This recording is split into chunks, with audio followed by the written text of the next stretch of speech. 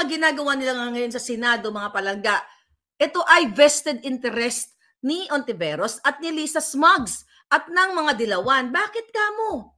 Jotang Ginina, ang mga inuupo, mga dilawan katulad ni Ralph Recto. Bakit itong issue sa loto? Bilyon-bilyong piso ang ninanakaw sa kaba ng bayan ng dating kinutuligsa mo na Marcos diktador, anti-Marcos. Bakit tahimik kang buwaka ng Ontiveros? Anti-Marcos, ang dami mong pwedeng silipin dito sa gobyerno ni Marcos Jr. at ni Ahas. Ito nga mga kababayan, bago natin ituloy ang video na ito, kung bago ka lang sa aking YouTube channel baka pwede makahingi ng like at subscribe at click mo na rin ang notification bell para updated ka sa aking nilalabas na bagong video. Salamat po. Okay, si Ontiveros, ang background niya sa politika ay anti-Marcos. Anti-Marcos, siya yung bunganga niya, okay? Bata pa lang siya, sumasama na siya sa mga pag-aalsa laban sa Marcos hanggang sa dumating yung Duterte. Okay? Walang bukang bibigyan kung diktador. Okay? So question. Pagbibigyan natin ang hilig ng kipay na ito. Okay? Ikaw, Ontiveros, fine. Tama yung ginagawa mo. Nabigyan ng hustisya yung mga nagrereklamo. Okay? Na kesyo na abuso sila, ginanito sila, ginaganyan sila. Okay, tama yan. 'Di ba? Hanggang sa dumating, doon sa kataas-taasang hukom. Okay? Sa Department of Justice, sa Supreme Court, lahat, dalhin nyo na lahat yan. 'Di ba? Ang sabi nga ni Quiboloy dyan, hindi siya haharap sa inyo. Kasi, doon lang siya haharap at dapat kasuhan siya doon sa Supreme Court o sa DOJ o sa yun ang statement niya. Haharapin niya. Ang punto ko lang dito, porket Ontiveros o dilawan, paniniwalaan na ba natin yung mga kinaray-karay nilang mga testigo doon? Okay, comment kayo. Whether you are dilawan, pinklawan, whatever, okay? Okay? Ipagpalagay na natin, okay? Itong paniniwalaan natin ang Senado. Paniwalaan natin kunyari lang. Lahat ng pinipresent nila, kunyari, nagsasabi ng totoo.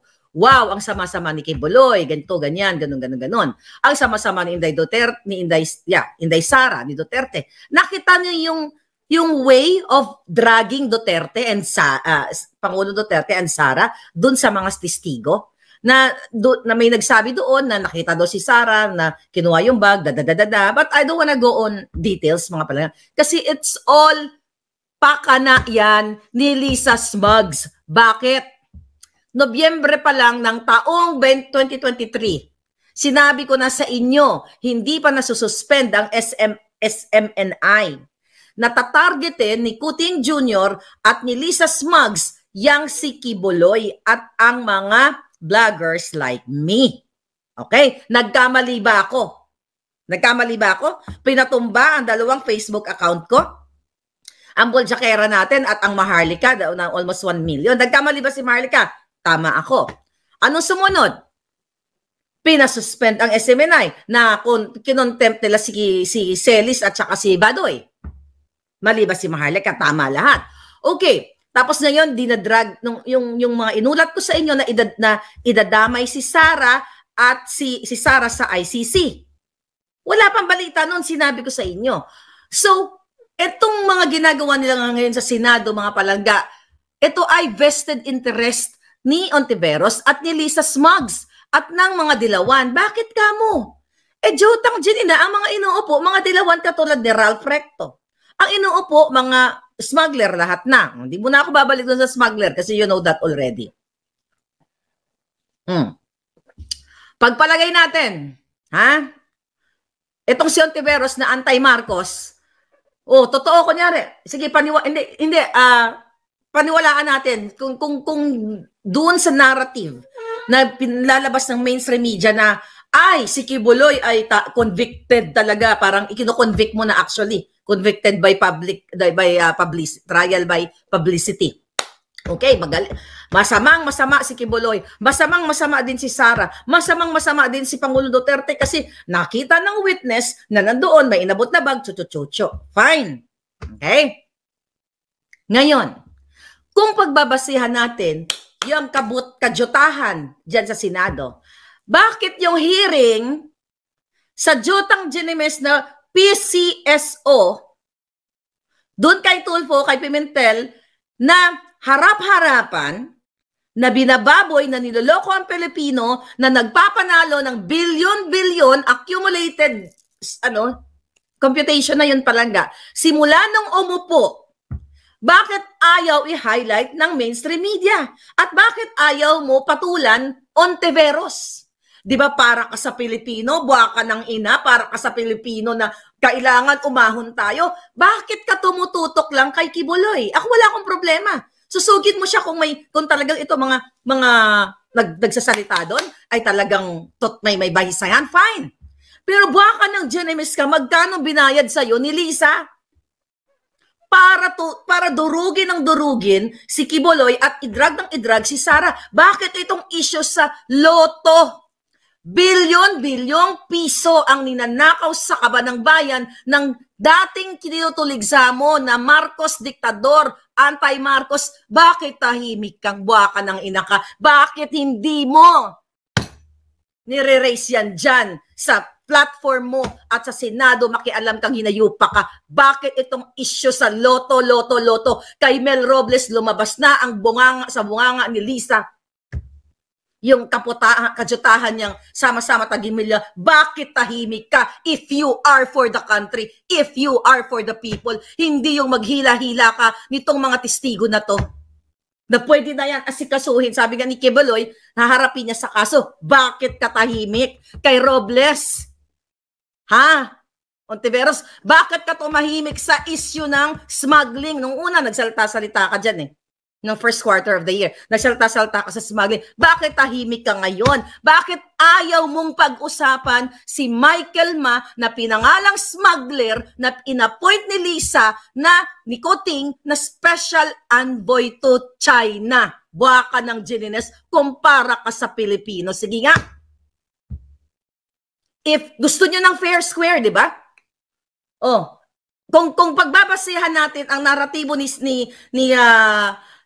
Risa Ontiveros nga, na lahat ng umaattend sa Senado ay convicted na kaagad dahil sila ay nakakaawa, giminoles siya ako, ginanito ako. Sige, okay, convict na sila sa trial by publicity. Convict na natin lahat. Si Mel Robles, hindi natin pwede i-convict? Sa kasinungalingan na harap-harapang inamin niya na yung mga litrato na pinopost nila sa kanilang site ay mga ninakaw nila o edited o hindi mga ninakaw, kitang-kita niyong ebidensya. Ninakaw doon sa clothing company. At inamin na yung mga nananalo ay hindi talaga mga tao na yung pinost nila. Bakit ka tahimik? Ha? Ontiveros, anti-Marcos, ang dami mong pwedeng silipin dito sa gobyerno ni Marcos Jr. at ni Ahas. Yang sa People's Initiative na yan, yung 20 million each na ibinigay sa mga buwaka ng Ginimes na mga kongresista. Bakit hindi ka mag-rally, magwelga ka, umalsa ka, Ontiveros? Dahil yan ang gawain mo. Yung mga party list ninyo, mga Gabriela, mga kakaliwang grupo, di ba kayo ang unang nag-aalsa kapag may issue laban sa mga diktador? Bakit ka nakafocus kay Kibuloy lang? Si Kibuloy, okay, kung meron man siya, okay, kung meron man siyang nakumit na mga kasalanan doon sa pinag-uusapan ninyo, okay? Again, mas malaki ba ang nakumit niyang kasalanan in terms of pagdating sa bayan, yung pagnanakaw at itong pagpupulburon ni Kuting, tahimik ka din. Pagkakataon mo na sanang durugin si Kuting dahil wow, grabe, itong diktador na to, sinabi ng dating presidente na bangag noon, bangag na bangag pa rin ngayon sa pulburon. Bakit tahimik ka? At itong issue sa extraction ni Lisa Smugs, pag-extract sa mga bata sa Turkey. Ayan, naririnig niyo ako. At nakipagsabwatan ang asawa ni Teddy Boy Locsin dahil kausap siya ni Lisa Smugs. I will show evidence very, very soon. Not right now. Diba? Bakit ayaw nyo yan? Ayaw nyong pag-usapan na in-extract, kasabwat, mastermind, based sa ating informante na in-extract ni Lisa, sa tulong ni Lisa, ang mga bata Ninakaw nila sa nanay, yung mga bata, ibinalik sa tatay sa Pilipinas kay Francis Chua. Bakit ayaw niyo pag-usapan yan? Tumakas na nga yung nanay kasamang anak dahil peligro ang buhay, dahil ginamit ngayon ni Lisa ang power niya at pakikipag-usap sa asawa ni Teddy Boy Locsin, then, panahon ni Duterte, then, DFA Secretary. Bakit ayaw niyo tutukan yan? If you talk about, kanina, doon sa hearing ba yun or interview, na sinasabi ng buwaka ng inang immigration, chinek nila na si Kibuloy daw ay nasa loob pa raw ng Pilipinas, hindi pa raw nakakaalis. Kasi may mga nagsasabi na sa China daw, jutang Gina na, ang bilis pagdating kay Kibuloy. Na i-check ng immigration kung nakalayas na o hindi. Halos na mamaos na kami dito. Na sinasabi namin, imbestigahan nyo yung hinayupak na Mel Robles na utusan ni Lisa na labas-pasok sa bansa, sa Japan, sa Europa, sa Amerika, labas-pasok sa paghatid ng pera ng bayan. Bakit hindi nyo immigration sabihin sa bayan kung ilang beses naglabas-pasok si Robles sa bansa? Diyan sa PCSO. Bakit si Kibuloy lang? Yun yung punto natin. Teddy Laguardia, thank you. Yun yung punto natin. Dapat, kung gusto nyong susugin ang mga masasama, base sa inyo, susugin nyo ang lahat ng masasamang damo. Kung nagustuhan mo ang ganitong video, huwag kalimutan ang magkomento kung ano ang saloobin mo. Salamat po.